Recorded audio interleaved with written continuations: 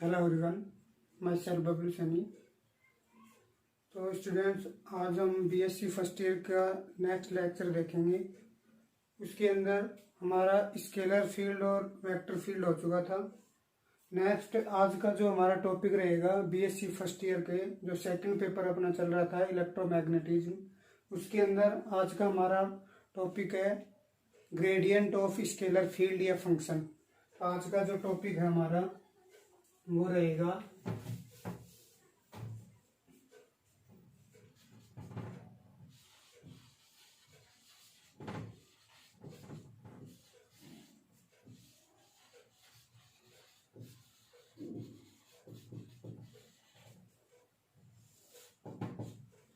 आज का topic gradient of scalar function या फील्ड। इसके अंदर जो जो हम पढ़ेंगे उसको एक बार नोटिस कर लेते हैं। पहले अपन इसकी डेफिनेशन देखेंगे कि स्केलर फंक्शन का ग्रेडियंट होता क्या है, उसकी डेफिनेशन देखेंगे। उसके बाद में derivation of formula of gradient of scalar function. Next जो अपन देखेंगे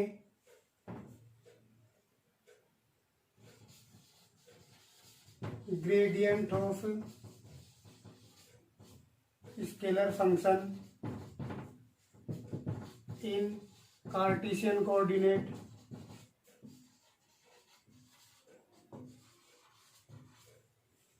और लास्ट जो हमारा रहेगा फिजिकल सिग्निफिकेंस।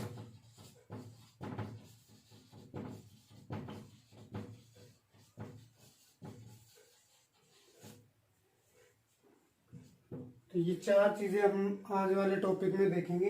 पहले इसकी डेफिनेशन क्या होती है, फिर इसका फॉर्मूला निकालेंगे, फिर इसका उसी फॉर्मूले को अपन कार्टेशियन कोऑर्डिनेट में निकालेंगे और लास्ट इसका फिजिकल सिग्निफिकेंस देखेंगे। तो सबसे पहले अपन इसकी डेफिनेशन देखते हैं।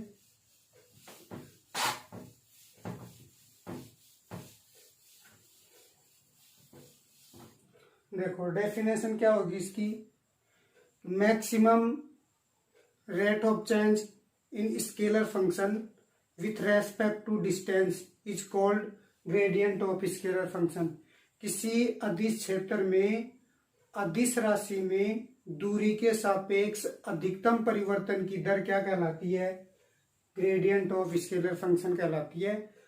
अदिश क्षेत्र की प्रवणता।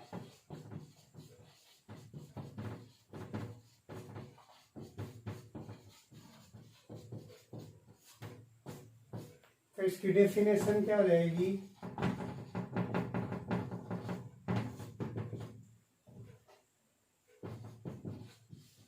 इन scalar field maximum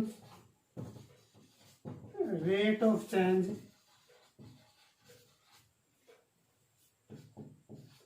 in scalar function या फील्ड भी बोल सकते हो आप, with respect to distance is called gradient of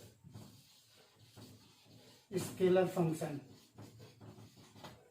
जो भी दूरी के सापेक्ष स्केलर फंक्शन अदिश क्षेत्र के अंदर जो परिवर्तन होगा उसको अपन बोलते हैं स्केलर फंक्शन की प्रवणता। यहां से एक बात अच्छे से ध्यान में रखना है कि ये अदिश राशि मत कर देना।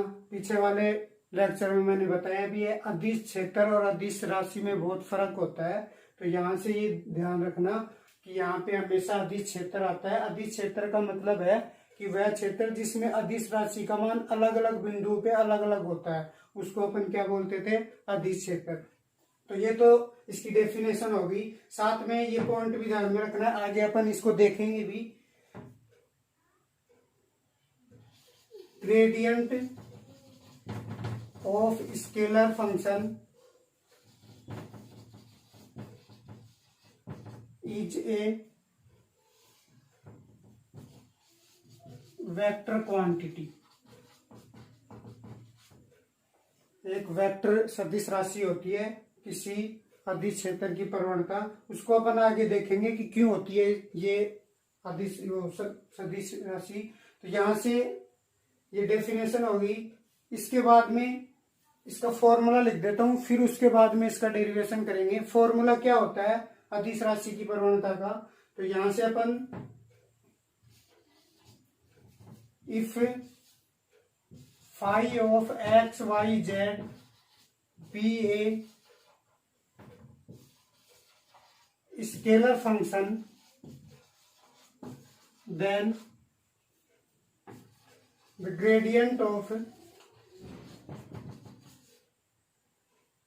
phi will be, इसका ये फॉर्मूला होता है gradient phi is equal to D phi upon D R maximum, या अपन इसको ये भी बोल सकते हैं D phi upon D N N cap. ये फॉर्मूला होता है। अभी कैसे आया, कैसे निकल के आया, वो सब अपन देखने वाले हैं। यहां से एन कैप क्या है? Unit normal vector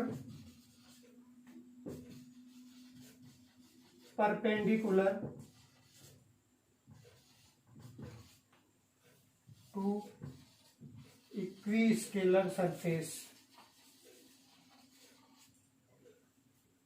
N cap जिस सरफेस पे अपन ये फाई में चेंज देख रहे हैं उस सरफेस के लंबवत दिशा में एकांक सदिश होता है। वो सब अपन देखेंगे, कैसे फॉर्मूला आया, कैसे ये यूनिट वेक्टर लेते हैं, ये सब अपन देखने वाले हैं। नेक्स्ट टॉपिक अपना क्या हो जाएगा? Derivation of formula of gradient of scalar function. तो ये डेफिनेशन होगी, ये एक वेक्टर क्वांटिटी होती है। इसका यदि कि आपको स्केलर फील्ड दे रखा है फाई ऑफ एक्स वाई, तो उसका ग्रेडियंट कैसे लिखते हैं, फॉर्मूला आपके सामने, इसको अपन प्रूफ करेंगे। तो नेक्स्ट अपन देखते हैं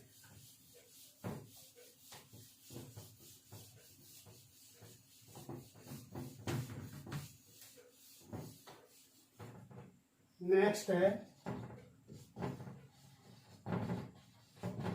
derivation of formula of gradient of scalar function.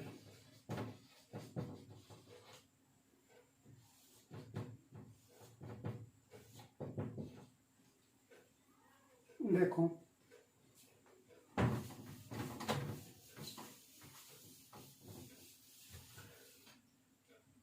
to determine the gradient of scalar function, let us consider two equi-scalar surface which are situated nearly to each other। दो अपन surface लेते हैं, और वो भी कैसे सरफेस लेते हैं? समविभव पृष्ठ। समविभव पृष्ठ इक्वी स्केलर सरफेस के बारे में आप लोग जानते होंगे कि एक सरफेस अपन ने लिया है, उसके किसी भी पॉइंट पे आप चले जाओगे तो वहां पे जो आपके पास स्केलर फंक्शन है उसकी वैल्यू क्या मिलेगी? सेम मिलेगी। ऐसे सरफेस को अपन क्या बोलते हैं? इक्वी स्केलर सरफेस बोलते हैं। दो सरफेस अपन लेते हैं जो एक दूसरे के नियरली सिचुएटेड है। Let us consider two equi scalar surface which are situated to nearly to each other. तो यहां से अपन ये कंसीडर कर लेते हैं कि कार्टेशियन कोऑर्डिनेट ले लेते हैं, ये एक्स डायरेक्शन और ये आपके पास क्या है? Y direction. And also consider the value of scalar function on surface. इसको मैं नाम दे देता हूं S1, इसको नाम दे देता हूं S2। जो S1 सरफेस अपन ने लिया है उस पे मैं स्केलर क्वांटिटी ले लेता हूं phi1, और जो नेक्स्ट सेकंड जो सरफेस है उस पे मैं स्केलर क्वांटिटी या ऐसे ले लेते हैं phi प्लस डी फाई।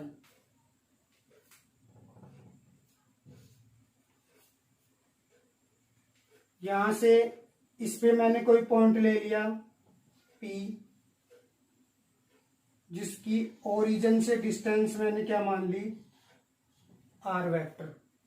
एक S1 पे कोई पॉइंट P कंसीडर कर लिया जिसका ओरिजिन से डिस्टेंस कितनी है, आर वेक्टर। एक पॉइंट मैंने आर्बिट्रेरी पॉइंट यहां पे ले लिया, कोई भी पॉइंट ले लो, इसको मैं नाम दे देता हूं Q, और इसकी ओरिजिन से जो पोजीशन वेक्टर होगा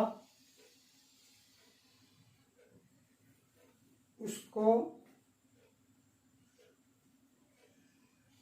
are vector plus del R vector मैंने नाम दे दिया। ठीक है, इस पी को, इसकी डायरेक्शन इस इधर होगी, इसको पी को मैंने क्यू से मिला दिया। अभी तक अपन ने क्या किया है, दो इक्वी स्केलर सरफेस सम अदिश पृष्ठ माने S1 और S2 जो एक दूसरे के पास पास स्थित हैं। एक सरफेस पे मैंने जो स्केलर फंक्शन लिया है वो फाई लिया है, उसकी क्वांटिटी। इसका मतलब ये है कि इस पॉइंट पे, किसी भी पॉइंट पे जाओगे इस सरफेस के, तो प्रत्येक पॉइंट पे स्केलर फंक्शन की वैल्यू कितनी मिलेगी आपको, फाई मिलेगी। नेक्स्ट जो सरफेस लिया है उस पे स्केलर फंक्शन की वैल्यू मैंने क्या ले ली, फाई प्लस डेल फाई। उसके बाद में क्या कंसीडर किया है, S1 पृष्ठ पे कोई पॉइंट P लिया जिसका ओरिजिन से जो डिस्टेंस है, पोजीशन वेक्टर, वो आर वेक्टर मान लिया। और नेक्स्ट दूसरा वाला सरफेस है उस पे एक पॉइंट ले लिया P, उसका जो पोजीशन वेक्टर है वो मैंने क्या ले लिया, R vector plus del R vector. ठीक है, अपन को फॉर्मूला निकालना है। इसका मतलब फॉर्मूले के अंदर क्या दिया हुआ था, grad phi is equal to del phi upon del R, या डेफिनेशन से आप देख सकते हो कि maximum rate of change in scalar function with respect to distance. मतलब ये दो सरफेस हैं, इस सरफेस से उस सरफेस तक जाओगे तो फाई में दूरी के सापेक्ष अधिकतम कितना परिवर्तन होता है वो आपको निकालना है। ठीक है, तो पहले मैं ये ले लेता हूं कि P पॉइंट से Q पॉइंट की ओर जाने पर फाई में कितना परिवर्तन होता है वो लिख लेता हूं। तो यहां से पहला तो मैं ये लिख लेता हूं, rate of change in scalar function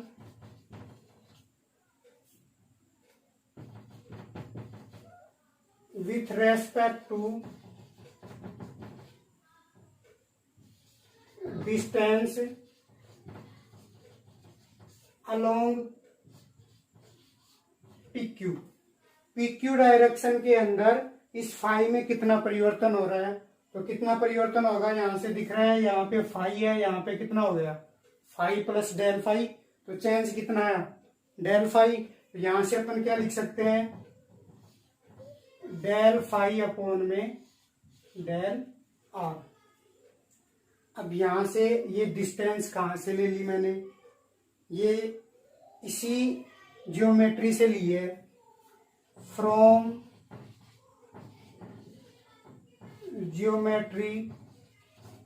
देखो ये डिस्टेंस आपको चाहिए, तो यहां से इन दोनों की डायरेक्शन सेम है, सेम डायरेक्शन दोनों का ऐड होता है, और तीसरी वाली भुजा के क्या होता है, बराबर होता है। तो यहां से ज्योमेट्री से अपन ये लिख सकते हैं, OP vector plus PQ vector is equal to क्या आ गया, OQ वेक्टर। अपने को क्या चाहिए, ये वाली डिस्टेंस चाहिए, इसके रेस्पेक्ट में अपन चेंज देख रहे हैं, तो ये वाली डिस्टेंस कितनी आ जाएगी, PQ vector is equal to OQ vector minus OP vector. OQ आपको पता है R plus del R vector, minus OP आपको पता है R वेक्टर, तो क्या आ जाएगा, डेल आर वेक्टर। तो यहां से अपन देख सकते हैं कि ये जो डिस्टेंस है P2Q वो आपके पास कितनी आ गई, डेल आर, इसलिए मैंने यहाँ पे डेल आर लिख दिया। तो यहां से इस दिशा के अंदर आपके पास चेंज कितना आ गया, डेल फाई अपॉन में डेल आर। ठीक है, यहां सब तक आप देख सकते हो।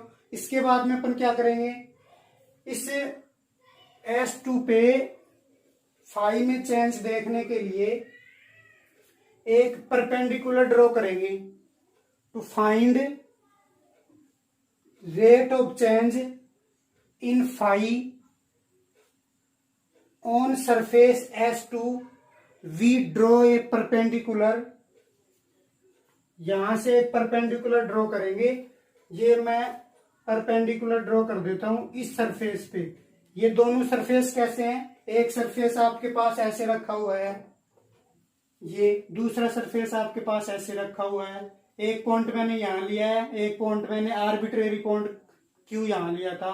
अब मैं क्या कर रहा हूं, इस सरफेस से इस सरफेस पे एक परपेंडिकुलर ड्रॉ कर रहा हूं, लंब डाल रहा हूं। तो यहां से मैंने ये P से यहां से लंब डाल दिया और इसका नाम दे दिया मैंने M।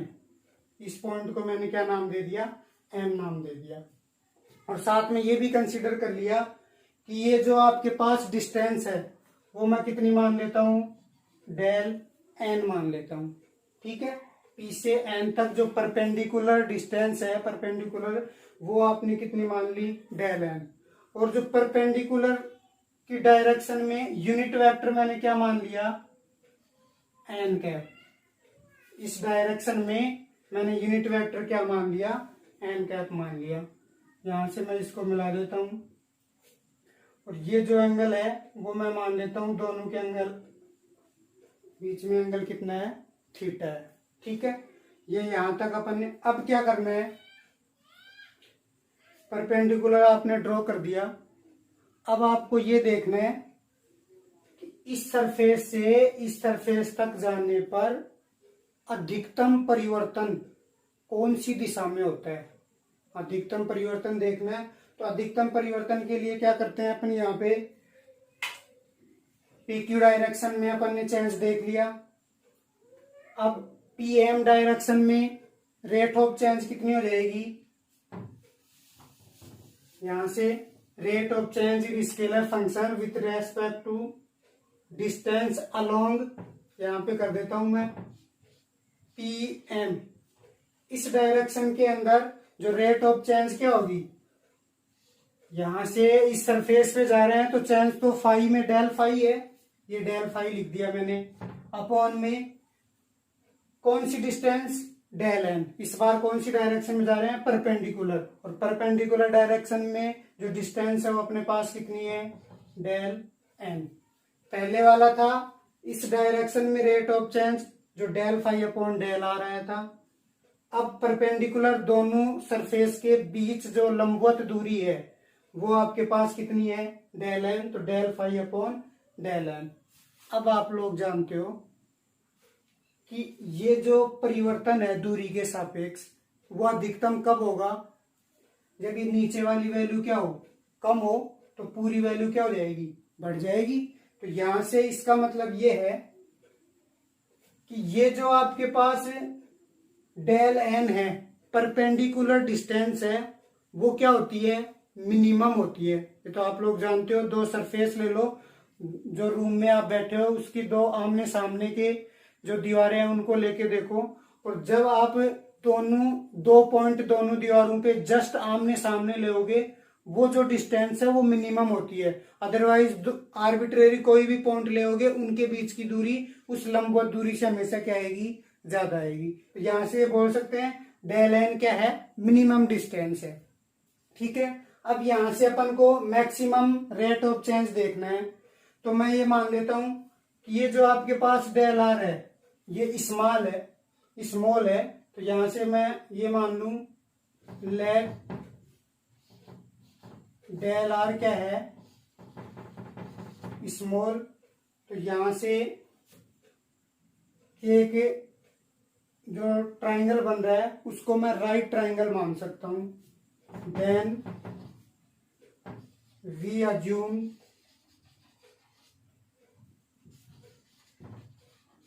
Triangle PQM as right right angle triangle, एक समकोण त्रिभुज मान सकते हैं इसको। ये आपके पास क्या है, 90 डिग्री का एंगल है। तो यहां से आपके पास समकोण त्रिभुज के अंदर क्या होता है, या तो आप इसके कंपोनेंट देख लो, इस डेल एन की वैल्यू आप निकालोगे। तो डेल एन की वैल्यू निकालने के लिए del N is equal to del R का इसके अलोंग कंपोनेंट ले लो, डेल आर कोस थीटा। तो इसका मतलब del N is equal to मैं क्या लिख सकता हूँ, डेल आर कोस थीटा।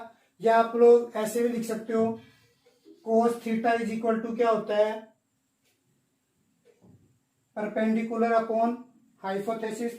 तो यहां से आपके पास परपेंडिकुलर तो क्या है, ये तो आपके पास है, सॉरी, यहां से आपके पास क्या होगा, बेस अपॉन में हाइपोथेसिस। बेस आपके पास क्या है, आधार क्या है, पी एम, और यहाँ पे कर्ण क्या है, P Q.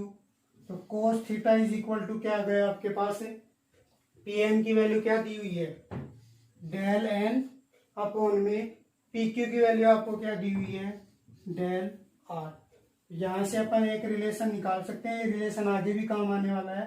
Del R is equal to del N upon में कोस थीटा। इसको मैं इक्वेशन नंबर 1 दे देता हूं, ठीक है। तो यहां तक अपन ने क्या किया है, दो अलग अलग डायरेक्शन लिए, दोनों के अंदर अलग अलग के अंदर अपन ने उनका रेट ऑफ चेंज देखा है। रेट ऑफ चेंज देखने के बाद यहां से मैंने एक ट्रायंगल बनाया, और ट्रायंगल से आपने क्या रिलेशन निकाल लिया, del R is equal to del N cos theta. इसके बाद में क्या करना है, यहां से अब आपको मैक्सिमम चेंज देखना है। तो मैक्सिमम चेंज आपके पास कैसे निकल के आएगा, देखो,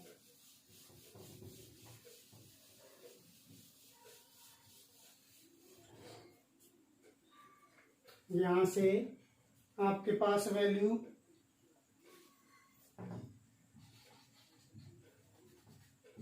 rate of change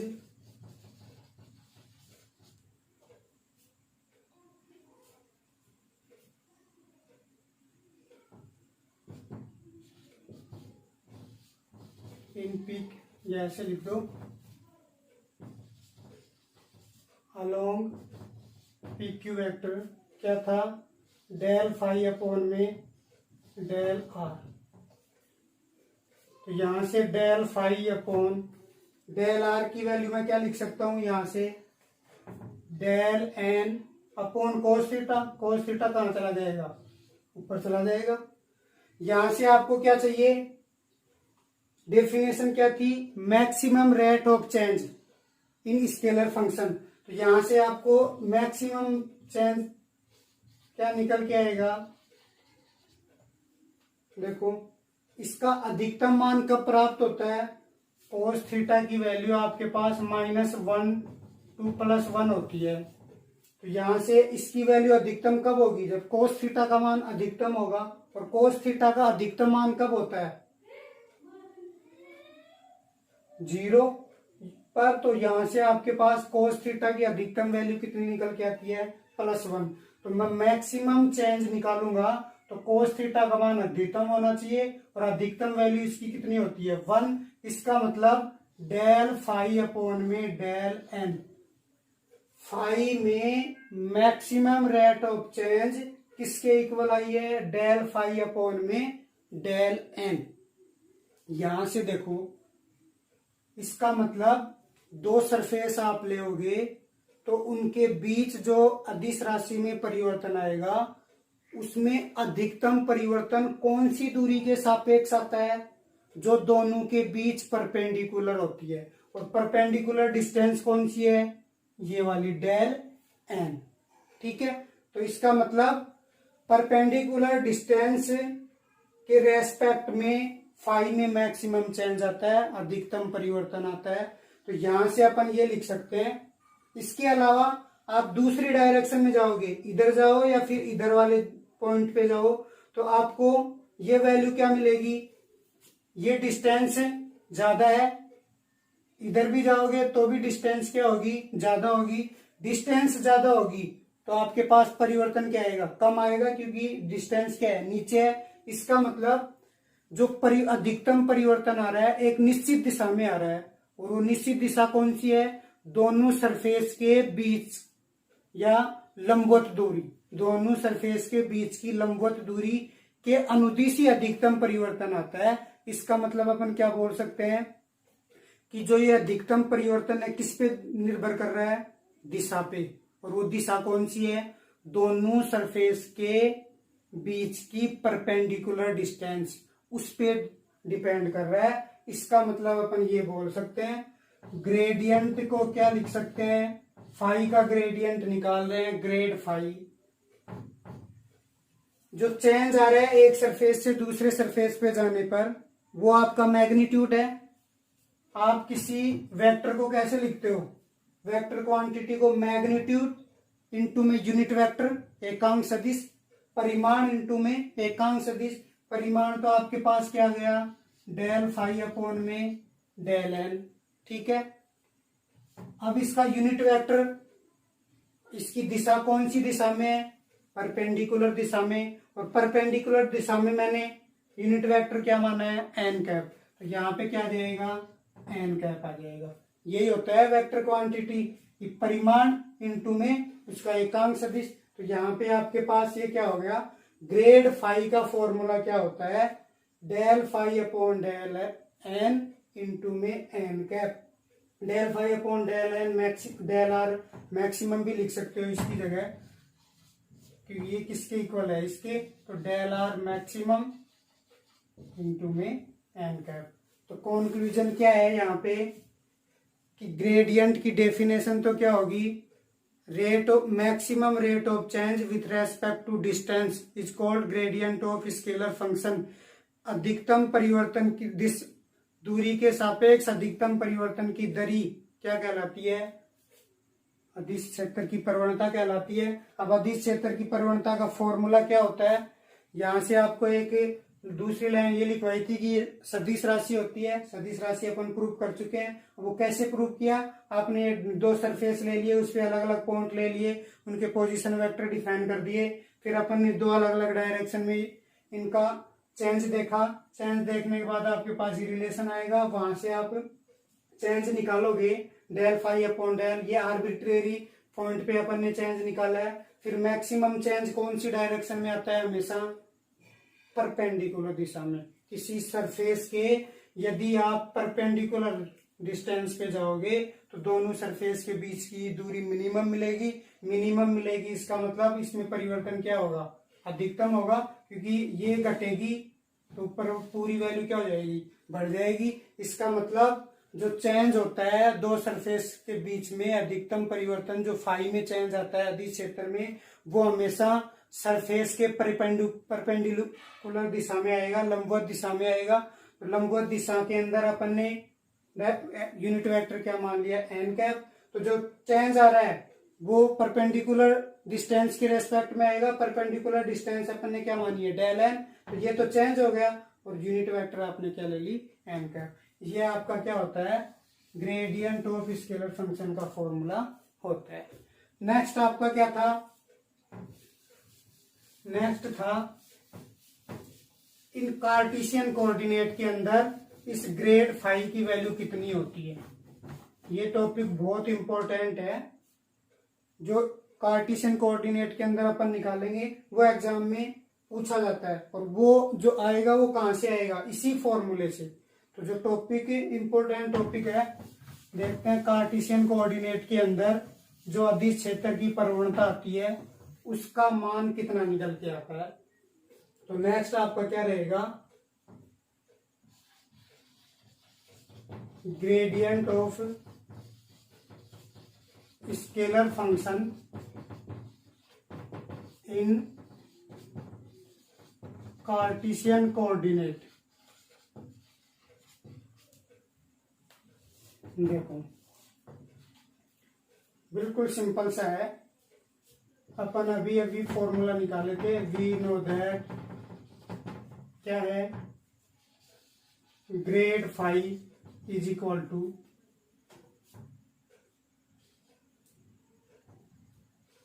D phi upon में डी एन इंटू में एन कैप। ये एन कैप क्या था? Unit vector normal to the surface, जो इक्वी स्केलर सरफेस थे उसके लंबवत एकांक सदिश है। ठीक है। इसके अलावा अपन ये भी जानते हैं डी आर वेक्टर क्या होता है? डी एक्स आई कैप, डी वाई जे कैप और डी जेड के कैप। क्या आप लोग जानते हो R vector is equal to क्या होता है? एक्स आई कैप वाई जे कैप प्लस जेड के कैप। जो पोजिशन वेक्टर में इनफाइनाइटिजिमल जो चेंज है वो आप कैसे लिख सकते हो? ये वाली इक्वेशन 1 दे दो, इसको इक्वेशन 2 दे दो, सॉरी इसको 2 दे दो क्योंकि पहले अपन दे चुके हैं उसको इक्वेशन 2, क्योंकि वो यहाँ पे काम आएगी। तो इसको 2 दे दो, यहाँ पे 3 दे दो। ठीक है। अब क्या करना है आपको? इक्वेशन 2 और 3 का डॉट प्रोडक्ट करना है। ग्रेड फाई डॉट प्रोडक्ट करना है डी आर वेक्टर के साथ। तो डॉट प्रोडक्ट करोगे तो आपके पास वैल्यू क्या निकल के आएगी? डी फाई अपॉन में D N N cap dot D R vector. ठीक है। जो अभी अपन ने डायग्राम बनाया था उसके अंदर ये इस तरह से आपने कोई सरफेस लिए थे। ये आपके पास पी क्यू था, ये आपके पास एम था, ये थीटा, ये यहाँ पे आपने डेल आर और यहाँ पे क्या लिया था? डेल एन लिया था। ठीक है। तो यहां से देखो ये आपके पास डायरेक्शन क्या थी? एन कैप वाली डायरेक्शन। डी फाई अपॉन में D N N cap dot D R dot product कैसे खुलता है? इसका परिमाण इंटू में इसका परिमाण इंटू में बीच, इन दोनों की बीच की कोजा, मतलब कोस थीटा। तो यहां से इसका परिमाण एन कैप का परिमाण, डी आर वेक्टर का परिमाण डी आर हो जाएगा और बीच का, दोनों के बीच का एंगल कितना है? थीटा। तो यहाँ पे क्या देगा? कोस थीटा। तो इसको अपन ये लिख सकते हैं डी फाई अपॉन में डी एन, यूनिट वेक्टर का जो मैग्नीट्यूड होगा वो 1 हो जाएगा। यहाँ पे क्या जाएगा? D R cos theta. Equation number 4। अभी पीछे वाले में अपन ने यहां से लिख देता हूं फ्रॉम इक्वेशन 1। क्या था equation 1? Del N is equal to del R cos theta. यहां से अपन डी आर कोस थीटा की जगह क्या लिख सकते हैं? डी एन लिख सकते हैं। तो जो वैल्यू आपके पास निकल के आएगी grad phi dot D R vector is equal to d are cos theta की जगह मैं क्या रख देता हूं? D n. तो d phi upon D N into में डी एन, डी एन से डी एन क्या हो जाएगा? Cancel out. आपके पास क्या बचेगा? Grad phi dot D R vector is equal to क्या आ गया? D phi. इसको इक्वेशन नंबर दे दो 5। अब आपको पीछे वाले लेक्चर में जाना पड़ेगा। पीछे वाले लेक्चर में मैंने आपको बताया था कि जो स्केलर फंक्शन होता है वो किसका फंक्शन होता है? जिस पॉइंट पे आप जो भौतिक राशि ले रहे हो उसके पॉइंट के कोऑर्डिनेट कितने हैं, कौन से हैं, उन कोऑर्डिनेट पे क्या करता है? डिपेंड करता है। क्योंकि आपको बताया था कि जो वो फंक्शन है या फील्ड है वो अलग अलग पॉइंट पे क्या होगा? अलग अलग होगा। इसका मतलब कोऑर्डिनेट पे डिपेंड कर रहा है। इसका मतलब यहां से मैं ये लिख सकता हूं but we know that phi किस किस का फंक्शन होगा? कार्टेशियन कोऑर्डिनेट की बात कर रहे हैं क्योंकि अपन कार्टेशियन के अंदर ही इस ग्रेड फाई की वैल्यू निकालने जा रहे हैं। तो यहां से आपके पास क्या निकल के आ जाएगा? ये एक आपके पास ये जो फाई है वो एक से अधिक चरों का फंक्शन है। तो इसका जो टोटल डेरिवेटिव आप करोगे, टोटल डेरिवेटिव पार्शियल डेरिवेटिव की फॉर्म में, यहां से मैं लिख भी देता हूं, now total derivative of phi in terms of partial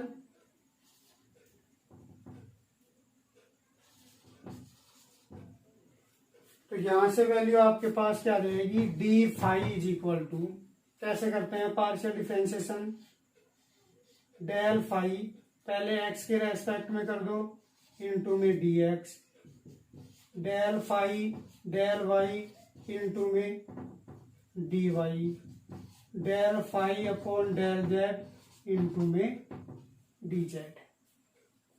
ठीक है, तो यहां से इस वाले इक्वेशन को अपन एक नए फॉर्मेट में चेंज करेंगे। तो यहां से आपके पास क्या आ जाएगा,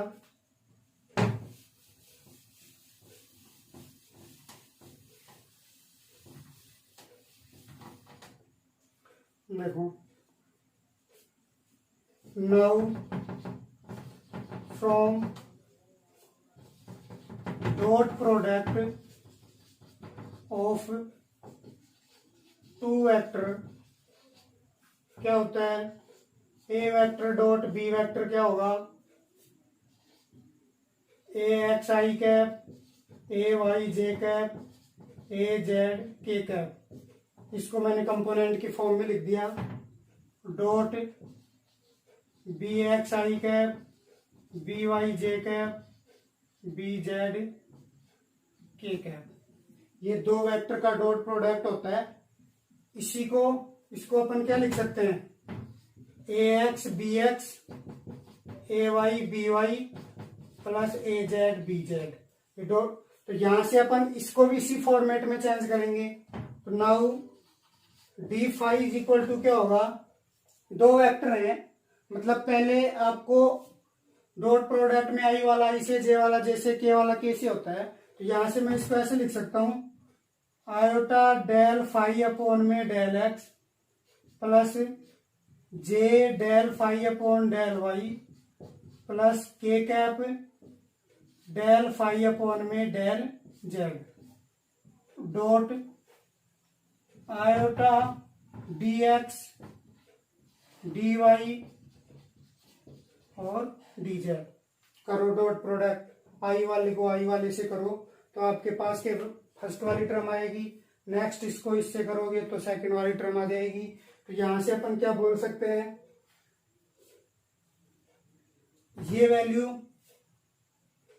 ऐसे कैसे रहने दो, डेल फाई अपॉन में del X del phi upon में del Y K cap del phi upon में डेल जेड। ये किसकी वैल्यू है, इक्वेशन नंबर 3 देखो, इसकी वैल्यू थी dot D R vector. Equation number आपके पास आ गई 6। Now on comparing equation 5 and 6, 5 और 6 का कंपेयर करना है। देखो इसके इधर LHS के अंदर लेफ्ट हैंड साइड के अंदर डी फाई है, उधर भी एक साइड के अंदर डी फाई है, मतलब एक साइड दोनों की इक्वल है। फिर दूसरी साइड के अंदर यहाँ पे डॉट प्रोडक्ट के साथ किसके साथ आ रहा है, डी आर वेक्टर के साथ। इधर भी डॉट प्रोडक्ट किसके साथ आ रहा है, डी आर वेक्टर के साथ।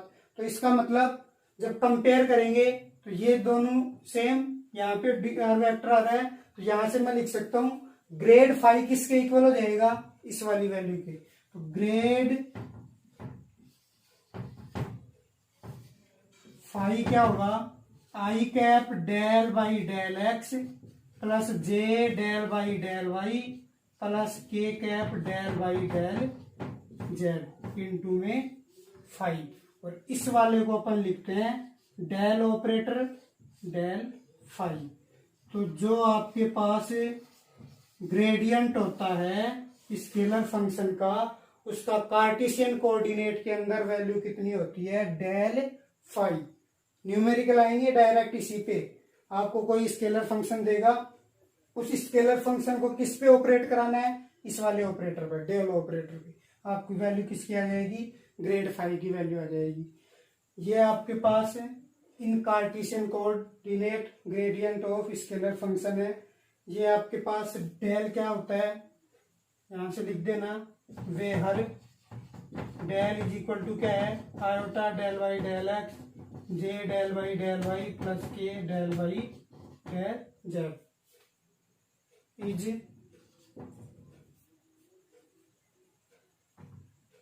एन ऑपरेटर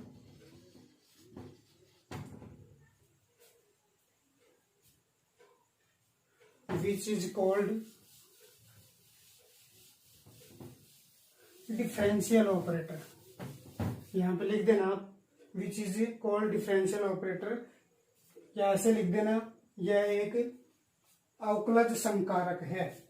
ये आपके पास कार्टेशियन कोऑर्डिनेट के अंदर क्या होगी, ग्रेडियंट होगी।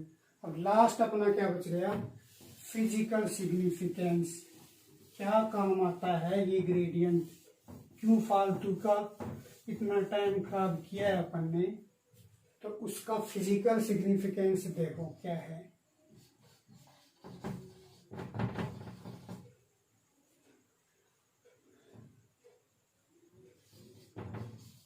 Physical significance of gradient. देखो यहां से एक फॉर्मूला आपके पास क्या निकल के आया था, grad phi is equal to del phi. और एक फॉर्मूला आपके पास क्या था, grad phi is equal to D phi upon D N into में एन कैप। देखो पहला सिग्निफिकेंस पर अपन क्या निकाल सकते हैं कि यदि आपको स्केलर फंक्शन के अंदर, कोई भी स्केलर फंक्शन, यहाँ पे अपन ने फाई लिया है, यदि स्केलर फंक्शन के अंदर यदि आपको चेंज